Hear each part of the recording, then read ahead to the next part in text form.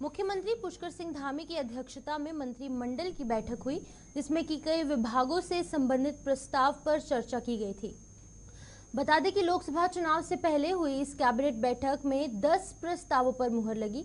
वहीं पर कैबिनेट में प्रदेश की पहली सेवा क्षेत्र नीति के साथ ही बेसिक शिक्षकों की सेवा नियमावली में संशोधन और साथ ही साथ निजी भूमि पर पेड़ काटने और काटने की अनुमति के प्रस्ताव को लेकर मंजूरी मिली है।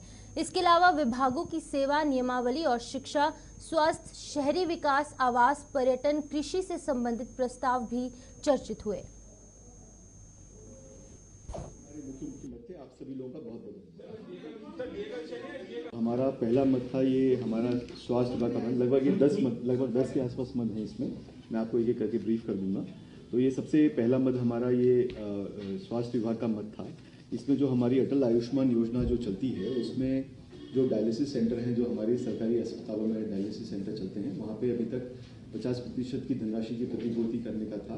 तो इन सेंटर्स में 100% की धनराशि प्रतिपूर्ति करने के संबंध में आज माननीय मंत्रिमंडल द्वारा निर्णय लिया गया। इसका कुछ परसेंटेज पहले ये हमारे जो डायलिसिस सेंटर थे सरकारी अस्पतालों में, वहाँ मिलता था, और बाकी जो मत था कुछ अलग अलग मदों में था। तो 100% की प्रतिपूर्ति करने का निर्णय लिया गया, ताकि डायलिसिस सेंटर को चलाने में किसी तरह की कोई दिक्कत नहीं है। अस्पतालों में नहीं, ये हॉस्पिटल को मिलेगा। तो सेवायोजन विभाग का था, वहाँ पे एक वर्कफोर्स डेवलपमेंट प्रोजेक्ट जो है वो सैंक्शन हुआ था, और उसमें वो 92.5 मिलियन $US का वो टोटल था, वर्ल्ड बैंक से जो पोषित था वो। तो उसमें पहले चूंकि जो एक्सचेंज रेट था वो कम था, तो उस वजह से लगभग 450 के आसपास का वो प्रोजेक्ट कॉस्ट बनती थी। तो आज चूंकि वो रेट बढ़ गया है और भारत सरकार के जो परामर्श था कि इसको 75 रुपये प्रति डॉलर के हिसाब से इसका कन्वर्जन होना चाहिए, तो उस पर आज माननीय मंत्रिमंडल के द्वारा उसमें सहमति आज उसमें दी गई है। तो उसके अनुसार ये 630 करोड़ रुपए का ये पूरा प्रोजेक्ट की अब कीमत हो जाएगी। ये वर्कफोर्स डेवलपमेंट प्रोजेक्ट का था, ये हमारा वर्ल्ड बैंक का प्रोजेक्ट था, जिसमें ITIs का कई मॉडल ITIs इसमें बना रहे हैं, कई उनकी सुविधाएं बढ़ा रहे हैं, इस तरह का प्रोजेक्ट है। तीसरा हमारा मत था, ये हमारा ऊर्जा विभाग का मत था। ये लखवाड़ बहुउद्देशीय जो परियोजना चल रही है, उसके जो पुनर्स्थापन उसका किया जाना है, उसके बारे में एक नीति आज ऊर्जा विभाग के माध्यम से प्रस्तुत की गई। और उस नीति में चूंकि मजदूरी दर जो है अब पहले के मुकाबले काफ़ी बढ़ गई हैं, तो उसको संशोधित करने का और कुछ अन्य भी संशोधन है। इसका विस्तृत कैबिनेट नोट इसका विस्तृत प्रेस नोट हम आपको अलग से उपलब्ध करा देंगे इसको। इसका बाद नेक्स्ट जो मत था हमारा, ये उत्तराखंड सेवा क्षेत्र नीति के प्रख्यापन के संबंध में था। तो इसको आज नियोजन विभाग के द्वारा इसको प्रस्तुत किया गया। इसका मुख्य उद्देश्य ये है कि जो सेवा क्षेत्र के हमारे जो उद्योग लगने होते हैं, उनको प्रोत्साहित करना इसका उद्देश्य है। ये UIDB के द्वारा इसको संचालित किया जाएगा और 31 दिसंबर 2030 तक की ये नीति इसमें वैलिड रहेगी।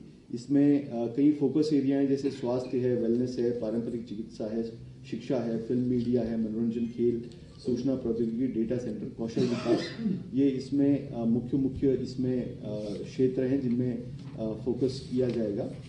इसमें जो निवेश की जो सीमा है, न्यूनतम सीमा, वो अलग अलग क्षेत्र के लिए अलग अलग रखी गई है। जैसे कि मैदानी क्षेत्रों में 5 वर्षों में 100 करोड़ से अधिक का, और पर्वतीय क्षेत्रों में 50 करोड़ से अधिक तक के जो प्रोजेक्ट होंगे वो इसमें शामिल होंगे।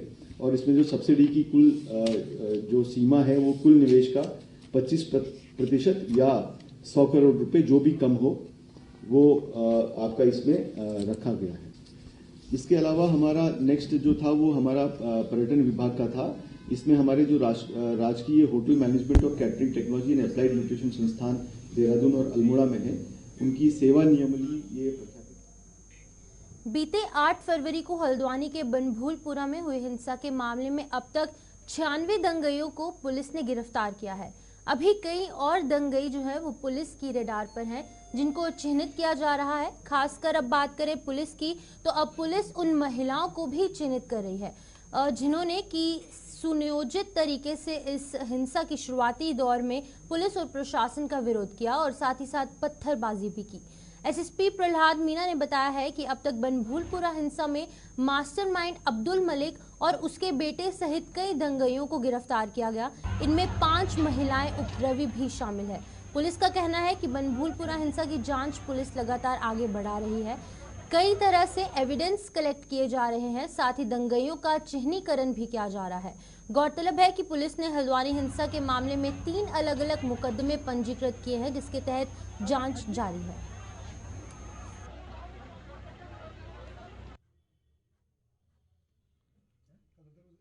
बनभूलपुरा जो हिंसा हुई थी उसमें 3 एफआईआर रजिस्टर हुई है और इन 3 एफआईआर में विवेचना करते हुए अब तक हमने 96 लोग जो उनकी गिरफ्तारी अब तक हम कर चुके हैं और आगे भी इसमें कुछ ऐसे लोग हैं जिनको चिन्हित किया जा रहा है। कुछ लोग हैं जिनका और भी संलिप्त आ रही है, उनके संदर्भ में साक्ष्य संकलन किया जा रहा है। तो जैसे जैसे साक्ष्य संकलन पूरा होता है साझा करेंगे, लेकिन यहाँ पर रुकते हैं। एक छोटे से साहिब मार्ग का निरीक्षण किया गया। पुलिस और गुरुद्वारा प्रबंधक कमेटी की सेवादार हेमकुंड साहिब के रास्ते की ओर से और इस रास्ते का और साथ ही साथ बर्फबारी का निरीक्षण करने पहुंचे। गुरुद्वारा प्रबंधक सेवा सिंह द्वारा बताया गया है कि इस बार पूरे हेमकुंड साहिब क्षेत्र में भारी बर्फबारी हुई, जिसके चलते काफी ग्लेशियर्स रास्ते में आ गए हैं। वहीं पर उन्होंने बताया कि भ्यूंडार और रामडूंगी के आसपास ग्लेशियर्स आए हैं, जिससे कि 200 फीट रास्ता क्षतिग्रस्त हुआ है। उन्होंने ये भी बताया कि जिस तरीके से भारी बर्फबारी हुई और बड़े बड़े ग्लेशियर्स रास्ते में आए हैं, ये आने वाले समय में परेशानियां खड़ी कर सकता है। उन्होंने कहा कि प्रशासन और गुरुद्वारा प्रबंधक बर्फ हटाने के लिए अतिरिक्त संसाधन जुटाएगा, ताकि यात्रा शुरू होने के दौरान श्रद्धालुओं को किसी तरीके की कोई समस्या परेशानी ना हो। तो जिस तरीके से 4 धाम की यात्रा बहुत ही जल्द शुरू होने वाली है, इसकी जो तिथि है वो तय हो चुकी है, उसका ऐलान हो चुका है। इस खबर पर ज्यादा जानकारी हम लेंगे हमारे संवाददाता धनराज से। धनराज हमारे साथ फोन लाइन के माध्यम से ज्वाइन कर चुके हैं। धनराज, सबसे पहले बताइएगा ये कौन सी तिथि तय हुई है, हमारे दर्शकों तक ये साझा कीजिएगा। जी बिल्कुल, देखिए जिस तरीके से देखा जाए 4 धाम यात्रा जल्दी ही शुरू होने वाली है उत्तराखंड की और जिसकी तिथि भी तय कर दी गई, जिसमें साफ तौर पर देखने में आ रहा है कि बद्रीनाथ के जो धाम के कपाट हैं वो 12 मई को 6 बजे ब्रह्म मुहूर्त के समय पर खोले जाएंगे और इसके साथ ही केदारनाथ के जो कपाट हैं वो 6 मई को खोले जाएंगे।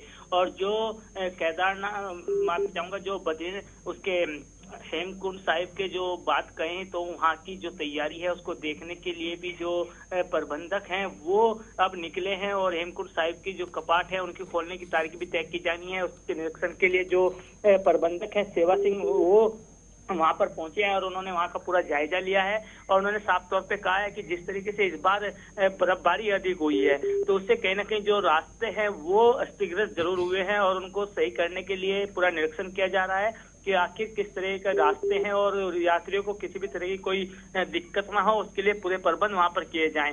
इसके लिए शासन प्रशासन को भी निर्देश दे दिए गए हैं। लेकिन वही देखिएगा कि जो 4 धाम आपने देखा होगा कि पिछले वर्ष 4 धाम यात्रा की यदि हम बात करें तो एक ऐतिहासिक 4 धाम यात्रा रही थी, क्योंकि 50 लाख से भी अधिक जो श्रद्धालु हैं वो 4 धाम यात्रा में पहुंचे थे और इस बार भी उम्मीद जताई जा रही है कि उससे भी अधिक कहीं ना कहीं उत्तराखंड के अंदर अब इस बार 4 धाम यात्रा में श्रद्धालु पहुंचेंगे। जी धनराज, ये बताइएगा जिस तरीके से काफी सालों पहले यहाँ पर नेचुरल कैलेमिटी हुई, फ्लड्स हुए, लेकिन उसके बाद काफी सुचारू रूप से यात्रा चलती रही। अगर इस साल 2024 की बात करें तो किस तरीके से यहाँ पर प्रबंध जो है वो प्रशासन द्वारा और पुलिस द्वारा यहाँ पर किए गए ताकि लोगों को परेशानी ना हो? जी बिल्कुल, देखिए पिछले वर्ष आपने देखा कि किस तरीके से 4 धाम यात्रा चली और लाखों की तादाद में जो श्रद्धालु पहुंचे उनको किसी भी तरह की कोई दिक्कत ना हो, उसके लिए तमाम तरह के प्रबंध प्रशासन शासन और ये कहा जा सकता है कि पूरा सरकारी अमला कहीं ना कहीं इस व्यवस्था में लगा रहता है। और इस बार भी कहीं ना कहीं जो पूरा सरकारी अमला है वो अभी से ही व्यवस्था में जुट चुका है और तमाम तरह की तैयारियां की जा रही है, चाहे हम स्वास्थ्य विभाग की बात करें या फिर पर्यटन विभाग की बात करें या अन्य विभागों की बात करें, तो सभी विभाग कहीं ना कहीं अपनी अपनी तरफ से जो उनके कार्य बटे हैं उसके हिसाब से वो कार्य कर रहे हैं। क्योंकि जिस तरीके से देखा जाए कि 4 धाम यात्रा बंद होने के बाद कहीं ना कहीं रास्ते क्षतिग्रस्त जरूर हुए हैं मौसम के कारण और उनको सुधारने की कवायद भी कहीं ना कहीं पीडब्ल्यूडी विभाग की तरफ से की गई है। जी बहुत बहुत शुक्रिया धनराज तमाम जानकारी देने के लिए। धनराज गर्ग हमें अपडेट कर रहे थे। यहाँ पर 4 धाम की यात्रा जो है बहुत ही जल्द शुरू होने वाली है। चारों धामों के कपाट बहुत जल्द शुरू होने वाले हैं। लोगों में काफी उत्साह देखा जा रहा है और वहीं पर प्रशासन तमाम तैयारियां कर रहा है ताकि श्रद्धालुओं को किसी तरीके की कोई परेशानी ना हो।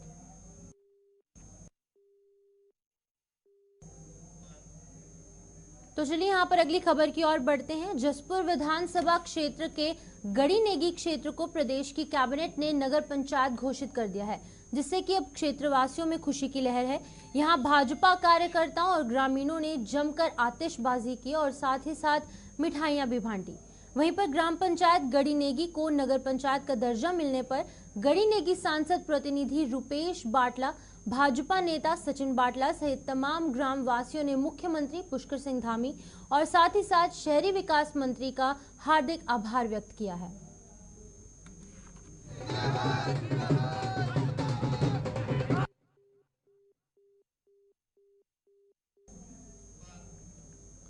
तो चलिए उत्तराखंड के इस खास बुलेटिन में इतना ही। मुझे दीजिए इजाजत, आप जुड़े रहिए गुलिस्तान न्यूज के साथ।